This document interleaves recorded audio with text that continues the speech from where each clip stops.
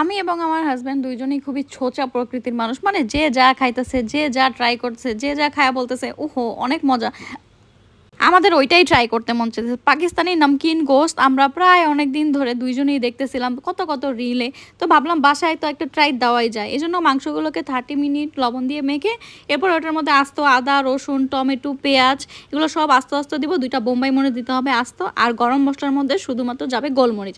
দেওয়ার পরে এটাকে পরিমাণ মতো পানি দিয়ে দিতে হবে যাতে হালকা একটু ঝোলও থাকে। আর ঘিটা হুদাই আমরা দিছি, আসলে রেসিপিতে ঘি দেওয়া হয় না, অথেন্টিক রেসিপিতে এটা আমাদের মন করা ঘি দেওয়া। এবার এটাকে চুলায় বসিয়ে দিব। এটা চুলায় বসিয়ে দিলে প্রায় 2 থেকে আড়াই ঘন্টা সময় লাগবে একদম মাংস প্রপার গলে যেতে, রসুন প্রপার গলে যেতে, আলুর ভিতরে প্রপার সব কিছু মাংসের ঢুকে যেতে। তো প্রায় আড়াই ঘন্টা পর আমি এটাকে নামিয়ে নিয়েছিলাম। মোটামুটি খেতে হয়েছিল, আমি বলবো না অনেক ভালো হয়েছে, আমি আবার ট্রাই করব, হয়েছে মোটামুটি।